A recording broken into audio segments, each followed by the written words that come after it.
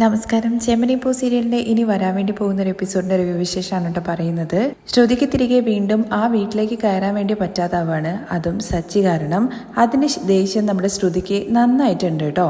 അതുമാത്രമല്ല മറ്റൊരു സംഭവം കൂടി ഉണ്ടാവുന്നുണ്ട്. നമ്മുടെ ആന്റണി രേവതിയെ കാണുകയും വഴിയിൽ വെച്ച് അവർ തമ്മിലൊരു തർക്കം ഉണ്ടാവുകയും ചെയ്യുന്നുണ്ട്. രേവതിയാണെങ്കിൽ 2 തവണ ആന്റണിയുടെ കവിളത്ത് അടിക്കുകയും ചെയ്യുന്നുണ്ട്. അങ്ങനെ നമ്മുടെ ആന്റണിക്കാണെന്നുണ്ടെങ്കിൽ സച്ചിയോടും രേവതിയോടുള്ള ദേഷ്യം ഒന്നുകൂടി കൂടുവാണ്. രേവതി തന്നോട് ചെയ്തതിന് പകരം വീട്ടാൻ വേണ്ടിയിട്ട് ആന്റണി ഒരു പ്ലാനൊക്കെ തയ്യാറാക്കുന്നുണ്ട് കേട്ടോ. രേവതിയാണെങ്കിൽ ഇതിനെക്കുറിച്ച് വീട്ടിൽ വന്ന് സച്ചിയുടെ അടുത്ത് പറയുന്നുണ്ട്. രേവതിയെ വഴിയിൽ വെച്ച് ഡിസ്റ്റർബ് ചെയ്തല്ലോ, അതുകൊണ്ട് തന്നെ സച്ചിക്ക് ഭയങ്കരമായിട്ട് ദേഷ്യമൊക്കെ ഉണ്ട് കേട്ടോ. അത് തീർക്കാൻ വേണ്ടിയിട്ട് സച്ചി പോകുന്ന രീതിയിലൊക്കെ ഓരോ കാര്യങ്ങൾ പറയുന്നുണ്ട്. പക്ഷെ രേവതിയാണ് അവന് ഇങ്ങോട്ട് ചെയ്തത് ഞാൻ തിരിച്ചു കൊടുത്തിട്ടാണ് പോകുന്നത്, ഇനിയിപ്പോൾ അതിന്റെ പേരിൽ സച്ചിയേട്ടൻ ചോദിക്കാനൊന്നും പോകണ്ട എന്ന് പറഞ്ഞിട്ട് ഒഴിവാക്കി വിടുവാണ് കേട്ടോ ചെയ്യുന്നത്. എന്നാൽ ആന്റണി അങ്ങനെ വെറുതെ വിടുവോ? ആന്റണി ശ്രുതിയിലൂടെ ഒരു കാര്യം സാധിച്ചെടുക്കണോ എന്നുള്ള ഒരു പ്ലാനിലാണ് കേട്ടോ നടക്കുന്നത്. താൻ എന്ത് പറഞ്ഞു കഴിഞ്ഞു കഴിഞ്ഞാലും ശ്രുതി ചെയ്തു തരണല്ലോ. അതിനു വേണ്ടിയിട്ട് ആദ്യം നമ്മുടെ നവീനെ കൊണ്ട് ശ്രുതിയുടെ ഫോണിലേക്ക് വിളിപ്പിക്കുകയാണേ. അൺനോൺ നമ്പർ നിന്നാണ് ആദ്യം കോൾ വരുന്നത്. ആരാണെന്നുള്ള കാര്യം അറിയാതെയാണ് ശ്രുതി ഫോൺ എടുക്കുന്നത്. ഫോൺ എടുത്ത ഉടനെ തന്നെ ഹലോ എന്ന് ചോദിക്കുമ്പോൾ ഓർമ്മയുണ്ടോ എന്നാണ് കേട്ടോ നവീൻ ചോദിക്കുന്നത്. ആ ശബ്ദം കേൾക്കുമ്പോൾ തന്നെ ശ്രുതിക്ക് ആൾ ആരാണെന്ന് മനസ്സിലാവുന്നുണ്ട്. പെട്ടെന്നൊരു ഞെട്ടലോട് കൂടിയിട്ട് നിനക്ക് എന്താ വേണ്ടതെന്ന് ചോദിക്കുന്നുണ്ട്. ആഹാ, നീ കറക്റ്റ് പോയിന്റിലേക്ക് തന്നെ വന്നല്ലോ. എനിക്ക് എന്താ വേണ്ടതെന്നുള്ള കാര്യം ഞാൻ പറയാം. നീ എന്നെ ആളെ വെച്ചിട്ട് കൊല്ലാൻ വേണ്ടിയിട്ടൊക്കെ നോക്കിയതല്ലേ? ഇല്ല, ഞാൻ അങ്ങനെ ഒന്നും ചെയ്തില്ല എന്ന് ശ്രുതി പറയുന്നുണ്ട് കേട്ടോ. എന്തായാലും കല്യാണി, ഞാൻ നിന്നെ തെറ്റിദ്ധരിച്ചു. നീ ഒരു കല്യാണം കഴിച്ച് ഒരു കുഞ്ഞിനെ പ്രസവിച്ച് ആ കാര്യം മറച്ചു വെച്ചുകൊണ്ട് മറ്റൊരു കല്യാണം കഴിച്ചു. നീ ഒരു ശരാശരി പെണ്ണിന്റെ പോലെയാണ് ഞാൻ കരുതിയത്. എന്നാ നീ ഡോണിന്റെ ഒക്കെ ഡോൺ ആണല്ലോ. നീ എന്നെ കൊല്ലാൻ വേണ്ടിയിട്ട് ആളയക്കുന്ന രീതി വരെ എത്തിയല്ലേ. പക്ഷെ എന്ത് ചെയ്യാനാണ്, ഞാൻ മരിച്ചില്ല. മരിച്ചു കഴിഞ്ഞിട്ടുണ്ടെങ്കിൽ എങ്ങനെയാണ് എനിക്ക് നീയുമായിട്ട് സംസാരിക്കാൻ വേണ്ടി പറ്റുകയെന്നൊക്കെ ചോദിച്ചിട്ട് നവീന്റെ ആ ഒരു ചിരിയൊക്കെ ഉണ്ടല്ലോ, ആ ചിരിയൊക്കെ ചിരിക്കുന്നുണ്ടേ. കൊല്ലാനൊന്നും പരിപാടിയൊന്നും ഒരുക്കിയിട്ടൊന്നുമില്ല, ഞാൻ അങ്ങനെയൊന്നും ശ്രമിച്ചിട്ടില്ല എന്നൊക്കെ ശ്രുതി പറയുന്നുണ്ട്. ഇപ്പൊ നീ എന്തിനാ കോൾ ചെയ്തെന്നുള്ള കാര്യം കൂടി ചോദിക്കുമ്പോ നമ്മൾ രണ്ടുപേരും കൂടി ചേർന്നിട്ട് കാശ്മീരിൽ ട്രിപ്പ് പോകാൻ വേണ്ടിയിട്ട്, അല്ലാതെ പിന്നെന്താ നിന്നെ ഞാൻ എന്തിനാ വിളിക്കാറ്? പണത്തിന് വേണ്ടിയിട്ടല്ലാതെ നിന്നെ ഞാൻ എന്തിനാ വിളിക്കേണ്ടത്? നീ ഒന്നെങ്കിൽ പ്രൊഫഷണൽ ആയിട്ടുള്ള ആരെങ്കിലും വെച്ചിട്ട് എന്നെ കൊല്ലാൻ വേണ്ടി ശ്രമിക്കണമായിരുന്നു. അങ്ങനെയാണെന്നുണ്ടെങ്കിൽ എന്റെ ശല്യം പിന്നെ നിനക്കുണ്ടാവില്ല. എന്നാ നീ പറഞ്ഞ ആളുണ്ടല്ലോ, 2 തല്ലും തന്ന് എന്നെ ഒരു നാട്ടിലേക്ക് അങ്ങ് പറഞ്ഞയച്ചു. എന്തായാലും ഞാനിപ്പോ തിരികെ വന്നല്ലോ, എനിക്കിനി ജീവിക്കണ്ടേ. അതുകൊണ്ട് എനിക്ക് ആവശ്യം പണമാണ്. എന്റെ കയ്യില് പണമില്ല എന്നൊക്കെ ശ്രുതി പറയുന്നുണ്ടെങ്കിലും എപ്പോഴാ നീ നിന്റെ കയ്യിൽ പണം ഉണ്ടെന്നുള്ള കാര്യം പറഞ്ഞത്? എന്നാലും ഞാൻ ചോദിക്കുന്ന സമയത്തൊക്കെ നീ പണം തരാറുണ്ട്. എനിക്ക് വെറും 1 ലക്ഷം രൂപ മാത്രം മതി. അയ്യോ, അത്രയും പണമൊന്നും എന്റെ കയ്യിലില്ലെന്ന് ശ്രുതി പറയുന്നുണ്ടേ. നീ എന്നെ കൊല്ലാൻ വേണ്ടി ശ്രമിച്ചില്ലേ, അതിനു വേണ്ടിയിട്ടുള്ള കൂലി. അല്ലെങ്കിൽ നീ രാജവാഴ്ചയല്ലേ വാഴുന്നത്, അപ്പോ അതിന്റെ ഒരു കൂലിയായിട്ട് കണ്ടാലും മതി. നീ എങ്ങനെ വേണമെങ്കിലും വിചാരിച്ചോ, എനിക്ക് പണം കിട്ടണം തന്നെയാണ് കേട്ടോ നവീൻ പറയുന്നത്. ഇപ്പോ എന്റെ കയ്യിൽ പണമൊന്നുമില്ല, ഞാനും തന്നെ ഇപ്പൊ ഒരുപാട് പ്രശ്നത്തിലാണുള്ളത്. ഞാൻ വിചാരിച്ചിട്ടുണ്ടെന്നുണ്ടെങ്കിൽ ഇപ്പൊ നിന്റെ മകന്റെ കാര്യം എല്ലാം നിന്റെ വീട്ടിൽ പോയി പറയാൻ വേണ്ടി പറ്റും. അങ്ങനെ ഒരു നിമിഷം കൊണ്ട് നിന്റെ ജീവിതം മൊത്തത്തിൽ ഇല്ലാതാകും. അതുകൊണ്ട് എത്രയും വേഗം തന്നെ പണം അറേഞ്ച് ചെയ്യാനുള്ള വഴി നോക്കി എന്ന് പറഞ്ഞിട്ട് നവീൻ ഫോൺ കട്ട് ചെയ്യണേ. നവീൻ ഫോൺ ചെയ്യുന്നത് വേറെ എവിടുന്നും അല്ല കേട്ടോ, ആന്റണിയുടെ ഓഫീസിലെ ആന്റണിയുടെ അടുത്തിരുന്നു കൊണ്ടാണ്. ആന്റണി ഇതെല്ലാം കേൾക്കുന്നുണ്ട്.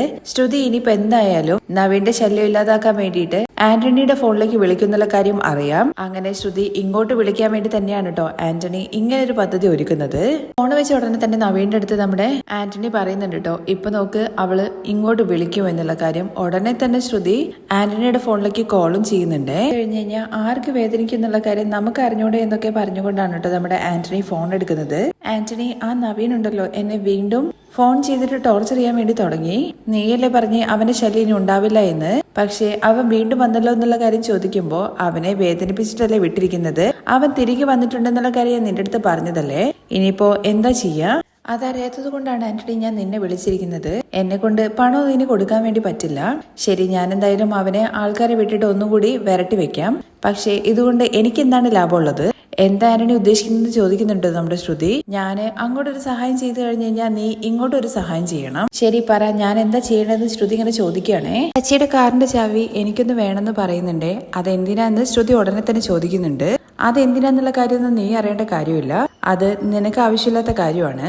എനിക്ക് ഒരു കുറച്ച് സമയത്തേക്ക് മാത്രം മതി കാറിന്റെ ചാവി, അത് കഴിഞ്ഞിട്ട് ഞാൻ തിരികെ നിനക്ക് കാറിന്റെ ചാവി തന്നോളാം. ഒന്നാമത് ശ്രുതി ഇപ്പോൾ വീട്ടിലല്ലല്ലോ ഉള്ളത്, അതുകൊണ്ട് തന്നെ ശ്രുതിക്ക് അത് ഒപ്പിക്കാന്ന് പറഞ്ഞു കഴിഞ്ഞാൽ കുറച്ച് ബുദ്ധിമുട്ടുള്ള കാര്യമാണ്. പക്ഷേ ശ്രുതി നീ വിചാരിച്ചു കഴിഞ്ഞു കഴിഞ്ഞാൽ അതെന്തായാലും നടക്കുന്നുള്ള കാര്യം എനിക്ക് നന്നായിട്ട് അറിയാം. അതുകൊണ്ടാണ് നിന്നെ വിളിച്ചിരിക്കുന്നത്. അതുമാത്രമല്ല, ശ്രുതിക്കാണെന്നുണ്ടെങ്കിൽ സച്ചിയോടുള്ള ഓൾറെഡി ഉള്ള ദേഷ്യം ഉണ്ടല്ലോ, ആ ദേഷ്യം തീർക്കാൻ വേണ്ടിയിട്ട് ആന്റണിക്ക് വേണ്ടിയിട്ട് ചെയ്തു കൊടുക്കുക എന്നുള്ള കാര്യം സമ്മതിക്കാനായിട്ട് ചെയ്യുന്നത്. പക്ഷേ ഇത് കാരണം തനിക്ക് പ്രശ്നമൊന്നും ഉണ്ടാവില്ലല്ലോ എന്ന് ശ്രുതി പ്രത്യേകം എടുത്ത് ചോദിക്കുന്നുണ്ട്. കാരണം ഓൾറെഡി ഒരുപാട് പ്രശ്നങ്ങൾക്ക് നടുവിലാണല്ലോ. അതുകൊണ്ട് ഇല്ല, അത് കാരണം നിനക്ക് ഒരു പ്രശ്നം ഉണ്ടാവാൻ വേണ്ടിയിട്ട് പോകുന്നില്ല. ഇപ്പോ ഓൾറെഡി നിനക്ക് നവീന്റെ ശല്യം തുടങ്ങിയിട്ടുണ്ട്. അതുകൊണ്ട് തന്നെ അവനെ ഒതുക്കാനുള്ള ഒരു വഴിയായിട്ടും കൂടി നീ ഇത് കണ്ടാൽ മതി. നീ കുറച്ചു നേരത്തേക്ക് മാത്രം ആ ചാവി ഞങ്ങൾക്ക് തന്നാൽ മതി എന്നൊക്കെ പറയുന്നുണ്ട് കേട്ടോ. ബാക്കി നവീന്റെ കാര്യം ഞാൻ നോക്കിക്കൊള്ളാം എന്ന് നവീന്റെ തോളിൽ കൈയിട്ടും കൊണ്ടൊക്കെയാണ് കേട്ടോ നമ്മുടെ ആന്റണി സംസാരിക്കുന്നത്. അങ്ങനെ ഫോൺ വെച്ചതിന് ശേഷം എന്തെങ്കിലും ഒരു പ്ലാൻ തയ്യാറാക്കണമല്ലോ. വീട്ടിൽ കയറാതെ എങ്ങനെ സച്ചിയുടെ കാറിന്റെ ചാവി എടുക്കുക എന്നുള്ള കാര്യത്തെക്കുറിച്ചാണ് ശ്രുതി പ്ലാൻ ചെയ്തുകൊണ്ടിരിക്കുന്നത്. ഒരുപക്ഷെ നമ്മുടെ ശ്രുതിയെ സോപ്പിട്ട് രാത്രിയിൽ അവിടുന്ന് കുറച്ചു നേരത്തേക്ക് ചാവി ശ്രുതി അറിയാതെ സച്ചിന്റെ ചാവി എവിടെ വെക്കുന്നുള്ള കാര്യമൊക്കെ ശ്രുതിക്ക് നന്നായിട്ട് അറിയാലോ. അങ്ങനെയാണോ ഇനി പുറമെ വെച്ചിട്ട് വേറെ എന്തെങ്കിലും പദ്ധതിയാണോ തയ്യാറാക്കുന്നത് എന്നുള്ള കാര്യം കൃത്യമായിട്ട് എപ്പിസോഡിൽ പറഞ്ഞിട്ടില്ല. എന്തായാലും സച്ചിയുടെ കാറിന്റെ ചാവി നമ്മുടെ ശ്രുതി നമ്മുടെ ആന്റണിക്ക് എടുത്തു കൊടുക്കുന്നുണ്ട് കേട്ടോ. അതിലൂടെ ആന്റണി എന്താ ചെയ്യുന്നതെന്ന് വെച്ച് കഴിഞ്ഞാൽ ബ്രേക്ക് ഓയിലിന്റെ വയറ് കട്ട് ചെയ്ത് വിടുകയാണ് കേട്ടോ ചെയ്യുന്നത്. ആരും അറിയാതെ ശ്രുതി ആ കാറിന്റെ ചാവി അവിടെ തന്നെ തിരികെ വെക്കാനുള്ള ഏർപ്പാടുകളും കാര്യങ്ങളൊക്കെ ചെയ്യുന്നുണ്ട് കേട്ടോ. അതിന് ശ്രുതി എന്തായാലും ഒരുപാട് കഷ്ടപ്പെടുന്നൊക്കെയുണ്ട്. മീരയുടെ സഹായത്തോട് കൂടിയിട്ടൊക്കെയാണ് എല്ലാ കാര്യങ്ങളും ചെയ്യുന്നത് കേട്ടോ. തുടർന്ന് പിറ്റേ ദിവസം രാവിലെയാണ് കേട്ടോ കാണിക്കുന്നത്. സച്ചിക്ക് പ്രത്യേകിച്ച് ഓട്ടോ ഒന്നും വന്നിട്ടില്ല. അതുകൊണ്ട് തന്നെ ഷട്ടിൽ പോയിട്ട് അവിടുന്ന് ഓട്ടം എന്തെങ്കിലും വരുവാണെങ്കിൽ ഞാൻ പോയിക്കോളാം എന്ന് പറഞ്ഞിട്ട് ഇറങ്ങുന്നത്. രേവതിയുടെ അടുത്താണെങ്കിൽ കാറിന്റെ ചാവി എടുത്ത് കൊടുക്കാനും പറയുന്നുണ്ട്. രേവതി ആണെങ്കിൽ ആ ചാവി എടുക്കുന്ന സമയത്ത് ചാവി കയ്യിൽ നിന്ന് താഴെ വീണു പോകുന്നുണ്ട് കേട്ടോ. പക്ഷെ അതൊന്നും അത്ര ഒരു ശ്രദ്ധയിൽ പെടുന്നില്ല. കയ്യിൽ നിന്ന് വീണു പോയതാന്ന് വെച്ച് ആ ചാവി എടുത്തിട്ട് സച്ചിയുടെ കൈകളിലേക്ക് കൊടുക്കുന്നുണ്ട്. ശരിക്കും ഒരു വലിയ ദുരന്തം വരാൻ വേണ്ടി പോകുന്നതിന്റെ സൂചനയായിട്ടാണ് നമ്മുടെ രേവതിക്കിന്റെ കയ്യിൽ നിന്നും ആ ചാവി താഴെ വീഴുന്നത് കേട്ടോ. പോകുന്ന സമയത്ത് നമ്മുടെ രവിയാണെന്നുണ്ടെങ്കിൽ സച്ചിയുടെ അടുത്ത് പറയുന്നുണ്ട് പഴയ കുറച്ച് ഡ്രസ്സുകളുണ്ട്, അത് ആശ്രമത്തിൽ കൊണ്ടു കൊടുക്കാൻ വേണ്ടിയിട്ട്. പതിവായിട്ട് നമ്മുടെ രവി ചെയ്യുന്ന ഒരു കാര്യം തന്നെയാണ് കേട്ടോ. കുറച്ച് കൊള്ളാത്ത നല്ല നല്ല ഡ്രസ്സുകളൊക്കെ ഉണ്ടാവുമല്ലോ, പിന്നെയും ഇടാൻ വേണ്ടി പറ്റാത്ത, അതൊക്കെയാണ് കൊണ്ടു കൊടുക്കാൻ വേണ്ടി പോകുന്നത്. സച്ചിയാണെന്നുണ്ടെങ്കിൽ ആ ശരിയാണ് അച്ഛാ, ഒരുപാട് നാളായി അങ്ങോട്ടേക്ക് പോയിട്ട് എന്റെയും കുറച്ച് ഡ്രസ്സുകളൊക്കെ ഉണ്ട്. രേവതി ഞാൻ ഉപയോഗിക്കാത്ത ഡ്രസ്സുകളുണ്ടല്ലോ, അത് കൊടുക്കാൻ വേണ്ടിയിട്ട് എടുക്കാൻ വേണ്ടി പറയുന്നുണ്ട്. അത് മാത്രമല്ല രേവതിയുടെ അടുത്ത് രേവതിയുടെ ഉപയോഗിക്കാത്ത സാരികളോ അങ്ങനെ എന്തെങ്കിലും ഉണ്ടെന്നുണ്ടെങ്കിൽ അതും കൊടുക്കാൻ വേണ്ടി പറയുവാണേ. ആ ശരി എന്ന് പറഞ്ഞ് രേവതി എടുക്കാൻ വേണ്ടി പോകുമ്പോൾ കീറി പറഞ്ഞൊന്നും എടുക്കരുത്, കുറച്ച് നല്ലതെന്ന് തോന്നിക്കുന്നത് മറ്റുള്ളവർക്ക് ഇടാൻ വേണ്ടിയിട്ടാണല്ലോ, അതെടുക്കാൻ വേണ്ടി പറയുന്നുണ്ട്. ഈ സംസാരം കേട്ട വർഷയാണെന്നുണ്ടെങ്കിൽ വർഷയുടെയും കുറച്ച് ഡ്രസ്സുകളുണ്ട്. ഉടനെ ശ്രീകാന്ത് വർഷയെ കളിയാക്കുന്ന രീതി പറയുന്നുണ്ട്. അവള് 2 ദിവസം കൂടുമ്പോൾ ഡ്രസ്സ് എടുത്തോണ്ടിരിക്കുകയാണ്. ഇവളുടെ ഡ്രസ്സ് വെക്കാൻ വേണ്ടിയിട്ട് പുതിയൊരു വീട് പണിയേണ്ട അവസ്ഥയാണെന്ന്. ഡ്രസ്സ് കൊടുക്കുന്നതൊക്കെ കൊള്ളാം, വീണ്ടും നീ ആ പേരും പറഞ്ഞിട്ട് ഇനിയും ഡ്രസ്സ് എടുക്കാൻ വേണ്ടി പോകരുതെന്നൊക്കെ പറഞ്ഞ് ശ്രീകാന്ത് ഇങ്ങനെ കളിയാക്കുന്നൊക്കെ ഉണ്ട്. നീ ഒന്ന് പോടാ എന്ന് പറഞ്ഞിട്ട് വർഷയും ഡ്രസ്സ് എടുത്തു കൊടുക്കുന്നൊക്കെ ഉണ്ട്. അതിനിടയ്ക്ക് ചന്ദ്ര അങ്ങോട്ടേക്ക് വരുന്നുണ്ട്.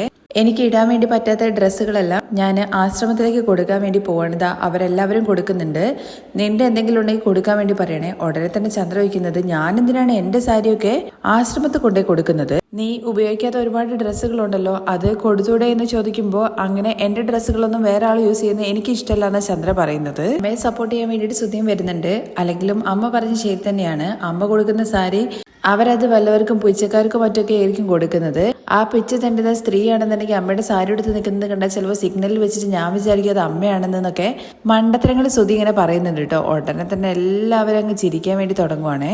അമ്മയെ താഴ്ത്തി കിട്ടുന്ന രീതിയിലല്ലേ അച്ഛൻ സംസാരിച്ചെന്ന് സച്ചി ഇങ്ങനെ ചുമ്മാ പറയുന്നുണ്ട് കേട്ടോ. ഉടനെ തന്നെ അമ്മ ഇവൻ വെറുതെ ചുമ്മാ ഓരോന്ന് പറയുന്നതാണ്, അങ്ങനെ നമ്മുടെ സാധനങ്ങളൊന്നും വേറെ ആരുടെയും കയ്യിലേക്ക് പോരുതെന്നാണ് ഞാൻ ഉദ്ദേശിച്ചത് എന്ന് കരുതിയിട്ട് എത്രയെന്ന് വിചാരിച്ചിട്ടാണ് നമ്മുടെ ഡ്രസ്സുകൾ ഇങ്ങനെ വീട്ടിൽ കൂട്ടി വെക്കുക എന്ന് ചോദിക്കുവാണേ. ഇത് വല്ല തുണി ഫാക്ടറിക്കും കൊടുത്തു കഴിഞ്ഞ് കഴിഞ്ഞാൽ അവര് നമുക്ക് പൈസ തരും. എല്ലാത്തിലും സുധിയേട്ടൻ കാശ് എങ്ങനെ കിട്ടുന്നുള്ള കാര്യത്തെ കുറിച്ച് മാത്രമാണ് ചിന്തിക്കുന്നതെന്ന് ശ്രീകാന്ത് ചോദിക്കുന്നുണ്ട് കേട്ടോ. എടാ അതാണെടാ ബിസിനസ് മൈൻഡ്. സുധിയുടെ ഡ്രസ്സിന്റെ കാര്യം ചോദിക്കുമ്പോൾ ഞാനും വാങ്ങുന്നത് ഭയങ്കര കോസ്റ്റ്ലി ആയിട്ട് ഡ്രസ്സാണ്, അങ്ങനെ കൊടുക്കാൻ വേണ്ടി പറ്റില്ല എന്നൊക്കെ പറയുന്നുണ്ട്.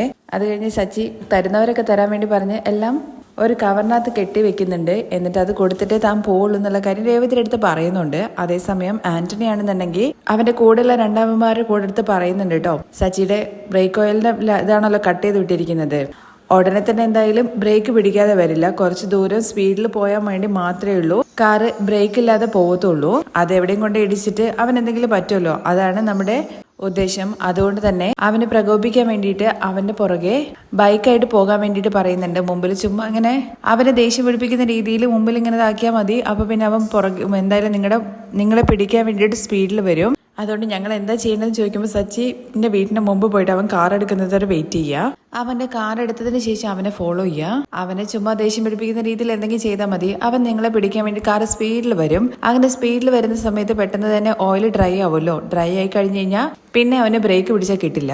ഒന്നെങ്കിൽ ബ്രേക്ക് ഇല്ലാതെ ആരെങ്കിലും പോയി ഇടിച്ചിട്ട് അവര് മരിച്ചു പോവുക ചെയ്ത് കഴിഞ്ഞാൽ ആ കേസിൽ അവൻ അകത്താവണം. ഇല്ലെങ്കിൽ അവന് തന്നെ എന്തെങ്കിലും പറ്റിയിട്ട് അവൻ മരിച്ചു പോകണം. ഈ രണ്ടെണ്ണത്തിൽ എന്ത് നടന്നു കഴിഞ്ഞാലും അത് ആന്റണിക്ക് സന്തോഷമുള്ള കാര്യമാണ്. സച്ചി പോകുന്നതിന് മുമ്പായിട്ട് കുറച്ച് പൂക്കളൊക്കെ കൊടുക്കാനുള്ളതുകൊണ്ട് തന്നെ രേവതി പൂക്കളും കൂടി നമ്മുടെ സച്ചിയുടെ കയ്യിൽ കൊടുക്കുന്നുണ്ട്. ചേച്ചിമാരും സച്ചിയുടെ വണ്ടിയിൽ കയറുന്നുണ്ട് കേട്ടോ. അവരും പൂവൊക്കെ കൊണ്ടുപോയിട്ട് എത്തിക്കേണ്ട സ്ഥലത്തൊക്കെ നമ്മുടെ സച്ചി എത്തിക്കുന്നുണ്ട്. അത് കഴിഞ്ഞതിന് ശേഷമാണ് ആന്റണിയുടെ ആൾക്കാർ പുറകെ തന്നെ പോകുന്നുണ്ട് കേട്ടോ. വീട്ടിൽ നിന്ന് കാർ എടുക്കുമ്പോഴും ഓയിൽ ലീക്ക് ആവുന്നത് നമ്മുടെ സച്ചി ശ്രദ്ധിക്കുന്നില്ല. അടിയിൽ ഇങ്ങനെ തളം കെട്ടി ഇങ്ങനെ കിടക്കുന്നുണ്ട്. പക്ഷെ അതൊന്നും ശ്രദ്ധയിൽ പെടുന്നില്ല കേട്ടോ. അങ്ങനെ വണ്ടി കുറച്ച് ദൂരം പോയി കഴിഞ്ഞതിന് ശേഷം നമ്മുടെ ആന്റണിയുടെ ആൾക്കാരാണെന്നുണ്ടെങ്കിൽ പുറകെ ഇങ്ങനെ വണ്ടി ഇങ്ങനെ വരുന്നതൊക്കെ നമ്മുടെ സച്ചി ശ്രദ്ധിക്കുന്നുണ്ട് കേട്ടോ. മുമ്പിലാണെന്നുണ്ടെങ്കിൽ ചുമ്മാ മറ്റേ ഓവർടേക്ക് ചെയ്ത് പോകാൻ പറ്റാത്ത രീതിയിൽ അങ്ങോട്ടും ഇങ്ങോട്ടും വണ്ടി ഇങ്ങനെ ആട്ടി ആട്ടി കളിക്കുവാണ് കേട്ടോ ചെയ്യുന്നത്. ഇതൊക്കെ കാണുമ്പോൾ നമ്മുടെ സച്ചിക്ക് നല്ല ദേഷ്യം വരുന്നുണ്ട്. എന്താണ് നിങ്ങൾക്ക് വേണ്ടത്, എന്താണെന്ന് ചോദിച്ചിട്ട് സച്ചി ദേഷ്യപ്പെടുന്നുണ്ട് കേട്ടോ. അങ്ങനെ ബൈക്കാണെങ്കിൽ സ്പീഡിലാക്കി വിടുവാണ് സച്ചി. അതിന് പുറകെ അവന്മാരെ പിടിക്കാൻ വേണ്ടിയിട്ട്. കാരണം സച്ചി അത്രയും ദേഷ്യം പിടിപ്പിക്കുന്ന രീതിയിലാണ്. അത് മാത്രമല്ല അത് ആന്റണിയുടെ ആൾക്കാരാണെന്നുള്ള കാര്യം കൂടി നമ്മുടെ സച്ചിക്ക് മനസ്സിലാവുന്നുണ്ട്. ഓൾറെഡി രേവതിയുമായിട്ട് പ്രശ്നം ഉണ്ടാക്കിയല്ലോ ആന്റണി. അതുകൊണ്ട് തന്നെ അവന്മാരെ പിടിക്കാന്നുള്ള ഉദ്ദേശത്തോട് കൂടിയിട്ട് നമ്മുടെ സച്ചി നല്ല സ്പീഡിൽ പോകുന്നുണ്ട് കേട്ടോ. പോകുന്ന വഴിയിൽ പെട്ടെന്ന് തന്നെ ഓയിൽ തീരുകയും ബ്രേക്ക് ഇല്ലാതാവുകയും ചെയ്യുന്നുണ്ട്. എന്നിട്ട് ബ്രേക്ക് ഇല്ലാത്ത വണ്ടി ആരെയും കൊണ്ട് ഇടിക്കരുതെന്ന് വിചാരിച്ചിട്ട് വെട്ടിക്കുന്ന സമയത്ത് നേരെ ചെന്നിട്ട് നമ്മുടെ അരുണിന്റെ ബൈക്കിലാണ് കേട്ടോ ഇടിക്കുന്നത്. പിന്നെ പറയേണ്ട കാര്യമുണ്ടോ, ഗുലുമാലായെന്ന് പറഞ്ഞാൽ മതിയല്ലോ. അരുണാണെന്നുണ്ടെങ്കിൽ മനഃപൂർവ്വം സച്ചി വന്ന് ഇടിച്ചതാണെന്നുള്ള കാര്യം പറയുന്നുണ്ട്. അങ്ങനെ നമ്മുടെ സച്ചിയാണെന്നുണ്ടെങ്കിൽ അരുണിനെ പറഞ്ഞ് മനസ്സിലാക്കാൻ വേണ്ടി ശ്രമിക്കാൻ കേട്ടോ. അല്ല, എന്റെ ബ്രേക്ക് പോയതാണെന്ന്. ആഹാ, ബ്രേക്ക് എങ്ങനെ കറക്റ്റ് എന്റെ വണ്ടിനോട് എത്തുമ്പോൾ തന്നെ പോകുന്നത്?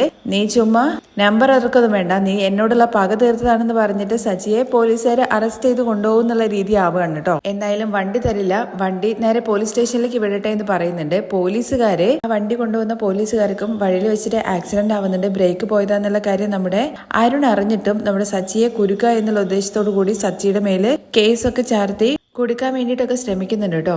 എന്നാൽ സച്ചി അതിൽ നിന്നൊക്കെ രക്ഷപ്പെട്ട് വരുന്നുണ്ട്. സച്ചിയെ കൊല്ലാൻ വേണ്ടി നോക്കിയേ ആന്റണിയെയും അതുപോലെ തന്നെ ഇതിന്റെ പിന്നിൽ ശ്രുതിയാണെന്നുള്ള കാര്യമൊക്കെ നമ്മുടെ സച്ചി തിരിച്ചറിയുന്നുണ്ട് കേട്ടോ. അതിന്റെ വിശേഷങ്ങളൊക്കെ കേൾക്കാൻ താല്പര്യം ഉണ്ടെന്നുണ്ടെങ്കിൽ നെക്സ്റ്റ് എപ്പിസോഡിൽ നിന്ന് കമന്റ് ചെയ്യണേ. താങ്ക്